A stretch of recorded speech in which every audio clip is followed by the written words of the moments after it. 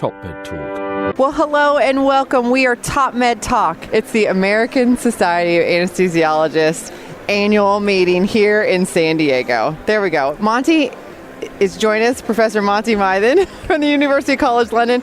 I think maybe it's about that time of day, Monty. We're a little out of practice, and it's that time of day. Yeah, I always cheat over the years, and I say we're here at Anesthesiology 2021. I was going to say that. Which is the wonderful annual meeting of the ASA. And then, it's a great cheat. And if you look on my ribbon Can I read your badge? So we are here at the ASA, their annual meeting in San Diego. TopMedTalk is back in person. Obviously, we're a little bit rusty, I think. Yeah, the live stuff. The live stuff. But we are recording our podcast. Monty, TopMedTalk is the broadcasting arm of evidence-based perioperative medicine. We've been around for a little while, haven't we? Next year's our 25th anniversary. TopMedTalk has not been around as long. Yep. But EdPOM, which is the parent organisation, global organisation spreading the word about issues perioperative, has been around for 25 years next year, since 1997. That's right. And TopMedTalk is our podcast that we put out once a week these days. We have over 1.5 million downloads and over 1,500 pods. So lots of good information about perioperative medicine. So you can take a year off and listen to them. That's right. Lots of time. So today, Monty, we're in the exhibit hall. This is our favorite thing to do. We get a chance to sit down in person to chat with our friends about all topics perioperative medicine. And this afternoon, we wanted to take an opportunity to kind of follow up on some discussions that we've been having recently with TopMedTalk and at our EdPOM meeting. So we've made that transition from Zoom or equivalent technology discussions during COVID on laptops and on computers, etc. Yeah. And we were at a live meeting. You and I were at a live meeting.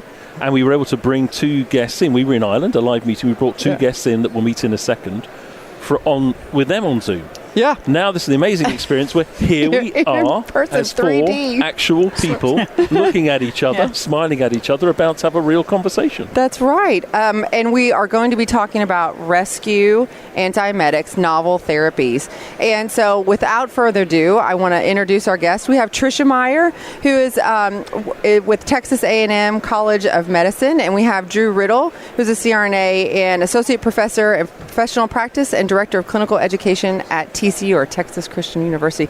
Guys, thank you so much for joining us and coming along of this fun ride here at the ASA. Well, thanks. Yeah, thank you. Happy to be here. That's right. So following up on our conversation that we had I think it was a couple weeks ago, Monty said, we've been talking about novel therapies in perioperative medicine, and one of those is rescue antiemetics, and kind of just really want to dive right into that. Tell us a little bit about, and Tricia, I'll start with you, about the therapy and why it is that we need rescue antiemetics. Because, a lot of us know about post-op nausea and vomiting and the treatments that we have for that, but, there's a lot of new advancements. Absolutely. Well, 30% of all patients are going to experience a post-operative nausea and vomiting. Even with a prophylactic agent, after surgery, they can easily have retching, vomiting, nausea for quite a long period of time. And even if the patient is given a combination of prophylactic antiemetics during surgery, prior to surgery, those 30% of patients will still experience nausea and vomiting in the treatment room or the PACU. Treatment has become critical for ERAS protocols. It's also critical to get patients resolved this nausea and vomiting so we can have good throughput in our OR. So these patients need to be treated aggressively and promptly with agents. Fantastic. Well, Dru, tell us about some of the agents that we can use right now. It's interesting, right? Because we have these fantastic, as Tricia said, these fantastic ERAS protocols where we have everything really clearly laid out until someone has the nerve to not listen to our pathway and falls off the rails, so to speak. And so we're quite limited because the data on rescuing someone is limited. We don't really have good agents to rescue. We do a great job, typically, with prophylaxis, but the nerve of a patient actually not appropriately responding to the prophylaxis. So what are we left with? Well, we have a new option now with amisulpride, but prior to that, really it was sort of a, I don't know, let's open the drawer and see what's available and start giving them things, and with reasonably varied efficacy. So you really didn't have a clinical, if I do this, this is going to happen. It was well, if I do this, hopefully this will happen. And it wasn't really great for our patients. And up until that time, no agent has been actually approved for treatment, only like amisulpride. Yeah. And this drug now is the only agent that we have that has FDA approval with that indication. Fantastic. And in the longer form podcast that we've recorded, because some people are going to be coming to this for the first time and probably thinking, hang on a second, we've got this PharmD thing sorted out.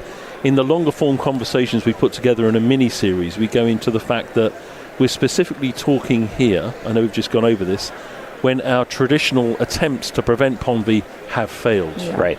It's that patient that I get to see because I work on the surgical high care environment, SICU.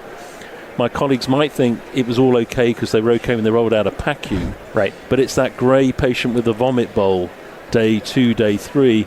You've tried everything else, and where do I go next? Is that a fair summary, Desiree? Of the Yeah. I mean, I think we've talked a lot about those scenarios, and I know myself, you do drop a patient off, and you don't necessarily see what's happening down the line. Well, and as the throughput, Tricia, to your point earlier, as the throughput is pressure on all of us. Mm-hmm. The 5 or 10 minutes I may be physically with my patient in the recovery room, and then I go on back and do the next case. I may have this false sense of security that my post-op nausea and vomiting rate as a provider, it's tiny. Yeah. I don't ever, once a year a patient may actually be nauseated. And in reality, the data are very clear. 25 to 30% of the time, 3 out of every 10 of our patients coming into our wherever they're going to recover are going to have some nausea and vomiting. And so we may not, as anesthesia providers, intimately providing the care, we may not actually see or realize that our post-op nausea and vomiting rates are perhaps a bit higher than we would like to admit. Yeah. One of the things, our favorite things to do here on TopMedTalk is have roundtable discussions and people from different backgrounds, and we've been able to do that today. So, Tricia, tell us just a little bit more about your practice. So you're a pharmacist, correct? PharmD? I am. I'm a PharmD. My practice is mainly in pharmacy administration and management. However, my clinical niche is in anesthesia. And so I practiced a lot with our anesthesiologist in a consulting basis about pharmacy drugs, pharmacy services to the patients in the pre-op, post-op period. Yeah. Well, and so talk us through, just with your background, amisulpride and, it's kind of repurposing of something that we've been using for a long time, correct? It is. It's a drug that's been used in the UK since the 1980s, I think 1988. It was used as an antipsychotic in a much higher dose, 40 milligram on up. Higher dose. This dose we're using for treatment is only a 10 milligram dose. So it's much lower dose, but it's got proven efficacies with the studies that have been published. It's a D2, D3 receptor antagonist. It's a selective receptor antagonist, and it doesn't have the side effect profile that we see with the other dopamine antagonists. When you look at the dopamine antagonist sort of category of drugs, what we see is it's a combination of the benzamides, the dopamine antagonists also like metoclopramide, Droparadol, Haldol, but they're not all alike. They're very different, particularly their side effect profiles. Yeah. There are a lot of meds, some of the other medications that we've used in the past. I mean, that is kind of one of the concerns, correct? Yes. Yeah. So the medications that we have used, which Droparadol was probably the number one dopamine antagonist that was used. It was favored by anesthesiologists. It's very good for nausea. And it did, probably was the top drug used in many of the centers, particularly in combination with ondansetron. Mm-hmm. But it was used as a prophylactic agent. It's not really been used even as a rescue agent. So that sort of breaks apart where amisulpride really is focused to be used as a treatment drug in the recovery area, whereas Droparadol has not been studied very well at all. When you look at the number of studies that have come out, when we did our consensus guidelines, we looked at in 2020, there were 10,000 publications on PONV. Very few of those were on treatment. And so even Droparadol, as good of a drug as it is for prophylaxis, isn't the optimal drug for treatment. Yeah. And it's that sleepiness in these days of enhanced recovery. Yeah. We were always left with that question at the bedside as to whether we'd really treated the nausea or actually we just put them back off to sleep. If you said they're now, they're now possibly asleep and they would be nauseated if they were awake. But what we're now trying to achieve is that get rid of the nausea and get them up and going as well. Yeah, it's so true, right? Well, they're not complaining of nausea, so they must not have it. But they're also unconscious for the next 2.5 hours, for sure. We use that in different ways. Right. There's, a little therapeutic sedation on occasion may be useful. But you bring up a good point on the enhanced recovery pathway protocol, whatever you want to think of it, is going along, and then it literally just hits a wall. Yeah. The patient fell off the pathway, fell off the prescription, if you will, and now we're left with really, up until recently, very poor options for getting them back on board. And we know the data are really clear. They need to drink, they need to ambulate, they need to get up. These things are important, and nobody wants to do any of those if they're nauseated. Yeah, absolutely. Dru, your background is in anesthesia. You're a CRNA. Correct. And I know you're an academic, arena now, but Tricia mentioned Droparadol and some of those. I remember using a lot of that stuff, and it is, it can be really rough. So tell me your experience with some of the things that we've used in the past and now your experience with amisulpride in practice. Sure. So I guess in my background, over 20 years providing anesthesia as a CRNA has been really sort of scratching my head with, okay, this patient, they got the dexamethasone, they got the scopolamine patch, they got their ondansetron, they checked all the boxes. They should be appropriately prophylaxed, and they have the nerve not to be. What in the world do we do? They didn't and typically my practice, which I know now is not evidence-based, but it was the best option at the time, is, well, let's give them more. Yeah. If a little Zofran wasn't quite the answer, let's give them a little more, or let's repeat this or repeat that. And we know the consensus guidelines are really clear that we don't want to repeat the same class of drug. If they've received the drug, it was ineffective, let's go to a new class. And so my practice now has evolved to really this being the first-line therapy for PONV in patients that have failed prophylaxis. They got the reasonably inexpensive options to prophylax, and 70-ish% of the time it works. And I think clinically the way this drug works or looks is historically, if we're using, say, promethazine or Droparadol as the rescue, we expect exactly like you said, Monty. We expect the patient's nausea, we think, to get better, but certainly they get sleepy and they stop complaining that they're nauseated. And this drug looks quite different. You administer it, and in my experience, within just a few minutes, they look at you and you can see that gray-green color begin to fade, and they look healthy again, and they look at you. And I just had a patient last week looked at me and said, "I feel great. Can I go home now?" Yeah. Which, in fact, she could. Yeah. She met discharge criteria, except her nausea was such that there was no way we could have sent her home.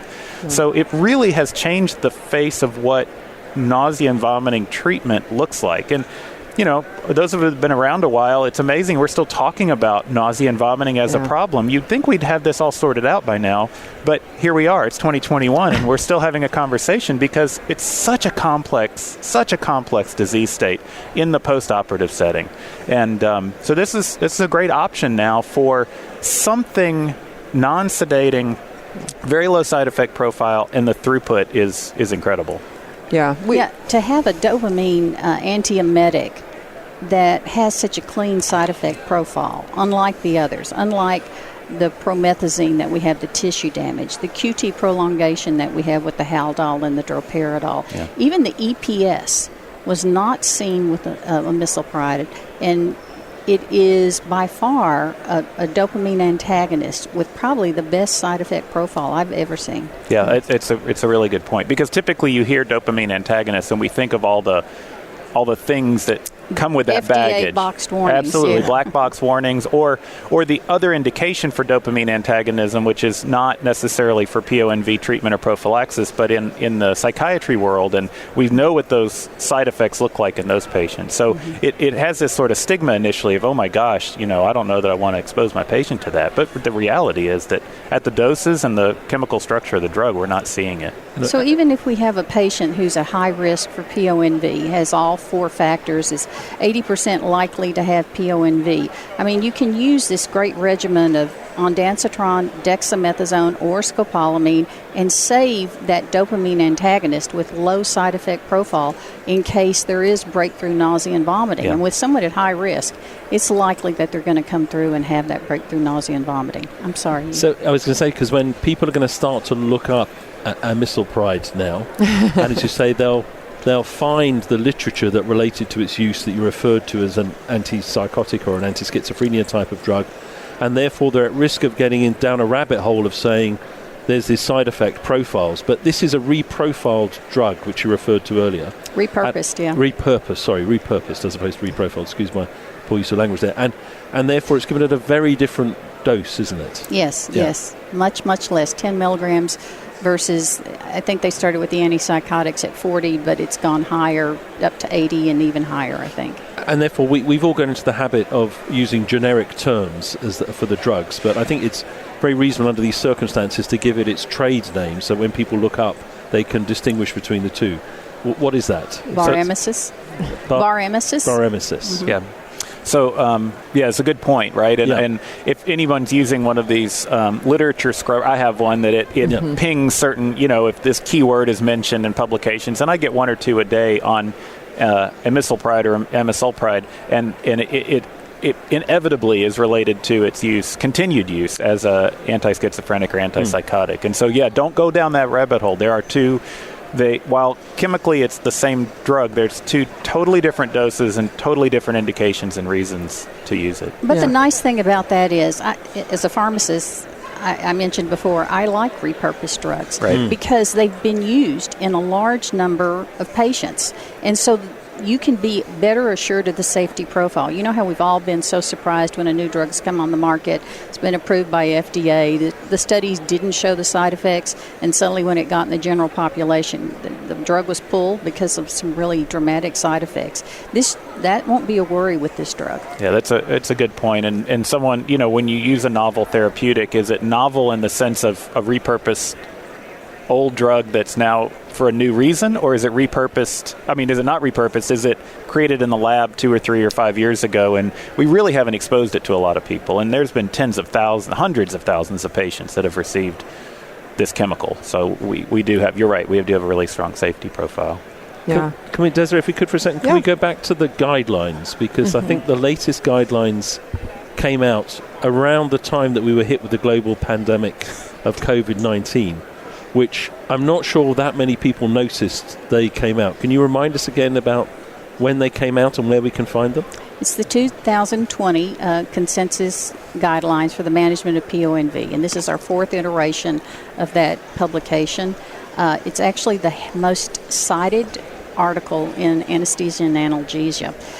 So a lot of clinicians are at least looking at it, but it came out in June of 2020, right in the midst of the initial shutdown with the COVID. So if people want to get a very accessible version of that, is it best to go to the publications, or are there other websites we should be looking at? Where's a good place to So you look? can go to anesthesia and analgesia. You can just Google consensus guidelines, and so it'll take you to that. They pop right up. I think that's a good point to refresh ourselves. Sure. Yeah, I think it's interesting, right? As we reflect back on 2020, if it didn't have something to do with an N95 mask, a filter, some sort of, personal protective equipment or lack thereof, really, and it's excellent that the guidelines came out, but the timing was unfortunate that it came out in the midst of a global pandemic. And I recall it being on the front page of many society websites, but of course everyone is skipping right past it because there's something related to COVID. That's why I went there, right? I went there to find what is my organization saying about COVID management. So it's a good point. I think now's the time to sort of revisit this. And it's interesting because the guidelines do sort of fly, quite frankly, right in the face of what practice, what everyday practice looks like. And so it's a good opportunity to remind folks, giving more of the same drug is not the answer. The data are very, very clear that that's not the answer. So let's start moving past that. Yeah, and I think it's going to be about building, the protocols and pathways and putting this into place so it becomes kind of the second nature of, that's what we're going to be going to.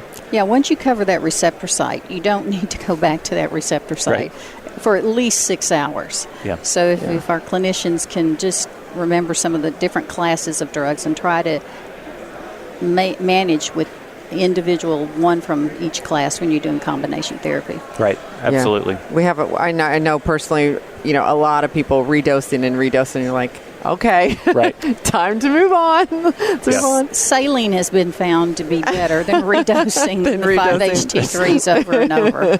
Yeah, that's a really good point. Well, in our last little bit here, I think, to the point of putting it in practice and where we can really use something like this, we are talking about throughput, getting our patients, especially in the time of COVID. I know for us personally at our facility, it's who can we get out of this hospital more quickly, because we need the beds, we don't have the staff for all these different reasons. Drew, you kind of touched on it a little bit, but the value in that space. Well, and I think also it's important to realize so much anesthesia is being done in the outpatient setting as well. So certainly the throughput in the community tertiary care kind of facilities, bed space is absolutely a premium. We know this, and it was a premium prior to COVID, but it's even exponentially more a premium now. But the looking at it also from the outpatient surgery, the ambulatory surgery center, the freestanding surgical hospital, where really there in the U.S. context, there's not a mechanism, or if you do have to admit that patient, there's a significant financial penalty, aside from the inconvenience for the patient and their family, but ensuring that patient can go home and see a really good antiemetic PONV prevention profile for the next 24 hours, as opposed to going home and 2 or 3 hours later they're coming back in the door. We looked at our system, and the number one reason folks came back after discharge was uncontrolled nausea and vomiting. It wasn't pain, it wasn't bleeding, it wasn't wound. Those are reasons as well, but nausea and vomiting that they were unable to deal with at home. And if we can keep them out of the emergency room, I don't know if anyone's been to an emergency room lately, but you don't want to be there right now. You don't. And we certainly owe it to our ER colleagues to keep our patients out of their ER, because they're dealing with much more serious, but yet to that patient, it's a big deal. Nobody wants to be nauseated. Nobody wants to vomit, especially after a major operation or even a minor operation. You already feel crummy enough. Yeah. So from a throughput perspective, we've seen data anywhere between 30 up to about an hour and a half, 30 minutes up to an hour and a half of improved or decreased recovery room time or overall admission time. So from a throughput perspective, getting folks even 30 minutes sooner to be eligible to be discharged may mean, as you aggregate that over a week, that may be 2 or 3 more patients that you could care for that otherwise would be bottlenecked, not being able to get out of the recovery room. So, one thing I forgot to ask in our long-form podcasts is if we're talking about PharmD and all the excellent points that Drew's making there, but I forgot to ask if it's approved out with PharmD. So in other words, if I'm looking after a patient that's nauseated, not post-operatively, if you see what I mean, is it a drug I can reach for to try and rescue them? So that would probably be up to the hospital. The FDA indication is for prophylaxis and for treatment. Yes. But that's what happens. That's a normal course of action for all antiemetics. 5-HT3s were approved to be used in oncology and used in OR, and now they're used just for general nausea up on the medical floors. Thank you. And we've seen some of that in our facility where folks with pretty significant nausea and vomiting in the emergency room, although not indicated, that has been either the first line or received some traditional antiemetics, perhaps weren't very successful, and then ultimately got Buremesis and did great. But technically, you're right, it would be off-label, yeah. in the U.S. context. Which those are things to look forward to, and that we may, Sure. hopefully will be seeing in the future. So last question. Again, round table. We all come from a little bit different background. Patricia, you're the pharmacist, and we are sitting here trying to get Buremesis on our formulary. What do we do? What do we say? Well, it's a difficult sell any new drug right now to get on formulary. Everybody's being conservative and trying to minimize their cost in their own silos for their own departments. But I think with Buremesis, if you can show that it does release patients sooner, length of stay is so important to our hospital administrators. I know my administrator told me, if you can find a way to get a patient out just a few hours, an hour or two earlier, he said that's enough to support the use of an expensive drug. And we know now with boarding of patients, this is a new concept that we really weren't used to, where patients who are in the hospital, in the PACU, who are supposed to go to a room, get to spend the whole night in the PACU because the whole hospital is full. So any release in anywhere, whether it's in the ED, whether it's in the PACU, or whether it's on the floor, getting those patients out, those 30 minutes, that hour sooner relief for that patient can help discharges. Yeah.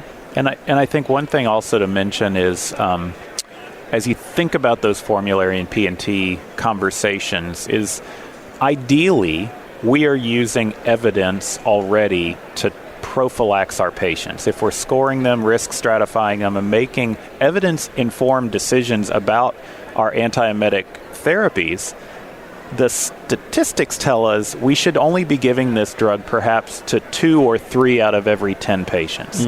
Now, there are certain environments where the risk is higher because of the surgical population and the like, but taking all comers that walk in the door, we're not talking about every surgical patient, but really those that are failing traditional, quite frankly, economically reasonably inexpensive prophylactic drugs. So this is not everyone who shows up, but rather this is the 2 or 3 that need it as a rescue, they didn't read the book, they don't know they're not supposed to have nausea and vomiting, and so I don't know if that's been your experience as well, but it has. And I think for P&T, this has been presented to us on multiple occasions.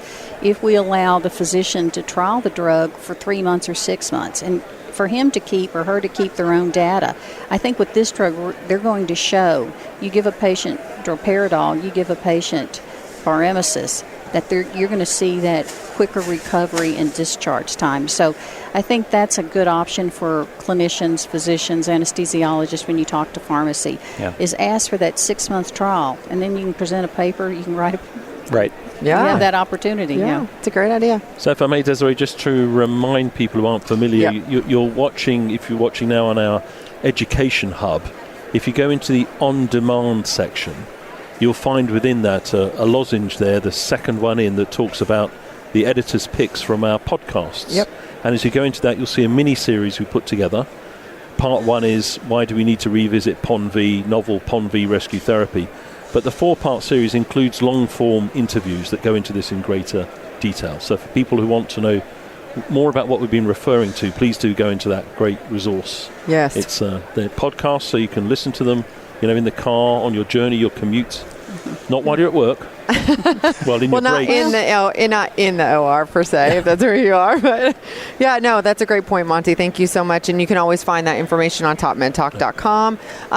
Dru, Tricia, thank you so much for joining us and sitting down with us here at the ASA. It's been a pleasure. Again, we love these roundtables. Hopefully we can catch up again soon. And thank you for listening. Thanks for watching wherever you are in the world. We'll have more great content coming to you throughout the rest of the day and the next 2 days. Please be sure to check back on our platform at live.edpom.org. Thank you again to the ASA for the sponsorship and the support to be here, partnership to be here at ASA. Thanks again. Cheers. TopMedTalk. Thanks for downloading TopMedTalk. Don't forget to subscribe via your podcatcher. Don't forget to check us out on social media. We're on Twitter, Facebook, LinkedIn, and YouTube. And also, don't forget, TopMedTalk is the broadcasting arm of EdPom, evidence-based perioperative medicine. We'd love you to find out more about that.